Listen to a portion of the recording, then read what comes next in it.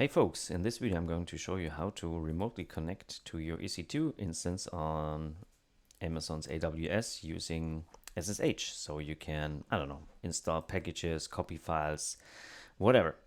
And what we need to do is we need to figure out the IP address of our machine. We need the username to log in. We need our private key file, and we need an SSH client, which basically every operating system has. Linux, Windows, Mac, they all have an SSH client in the command line. We don't need PuTTY actually anymore. And we need to make sure the port 22 is open. So let's head over to our Amazon AWS, the instances overview, and this is a web server, LAMP server I just set up, I don't know, 2 minutes ago, and that machine is running. We can see it here, and this is the IP address of our machine.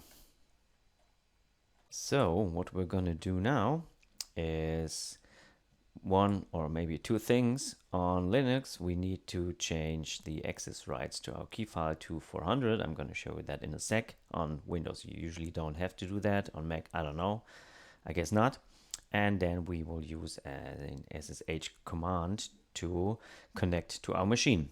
The command is pretty straightforward. We are going to say, okay, we want to connect via SSH to a machine. We are going to use a key file to verify our user.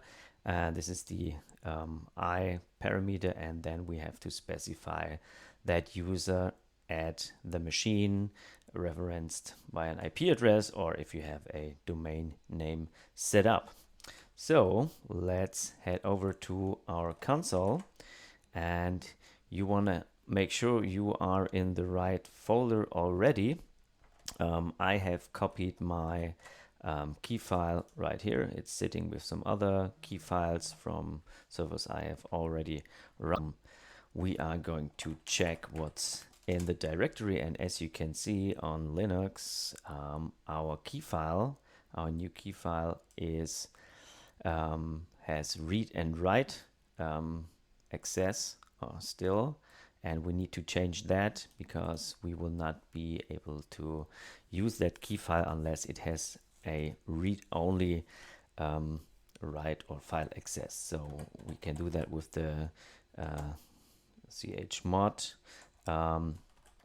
command using the level 400, which is read-only, and we are going to use our key lamp key file, and that's basically it. We can check if it worked, and now we can see our key file has read-only writes. So this should work.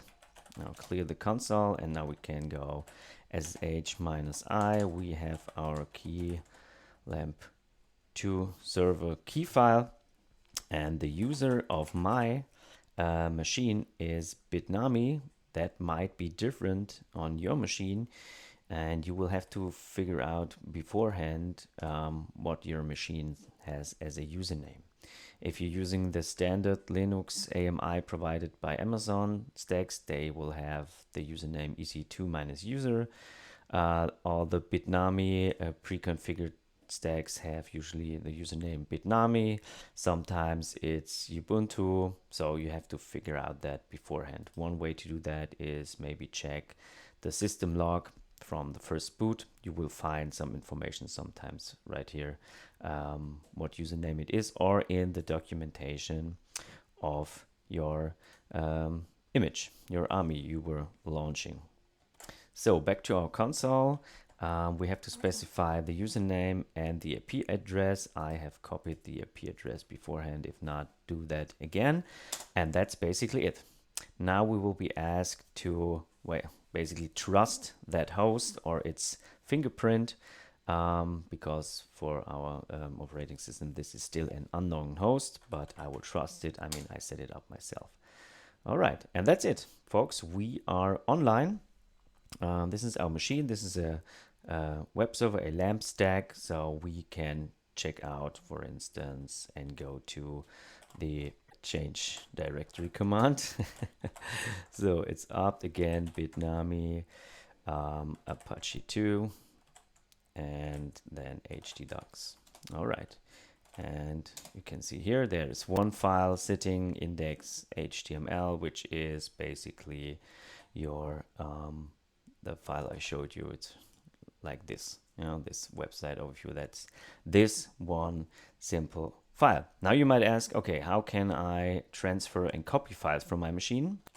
Because nobody wants to, I don't know, edit files right here, let's say with nano, like test.html. I mean, you can do that, but I don't know, that makes no sense. Like hello world, just to make sure it's working. Okay, write that file. And goodbye. And now we should have two files in that folder. And if we want to access this file in the browser, we would just go to test.html. And as you can see, it worked. Okay, so it's basically working, but we don't want to, you know, copy, create files like that. We want to transfer files with, let's say, like FTP or SFTP. And the ability to do that, sorry, is using FileZilla and Secure FTP. And we want to copy some files into that folder or delete some files or whatever. Okay, so to do that, it's also pretty straightforward. We just open FileZilla. I have a on my local folder already one file, test.php, prepared to upload, and we will just set up a new site.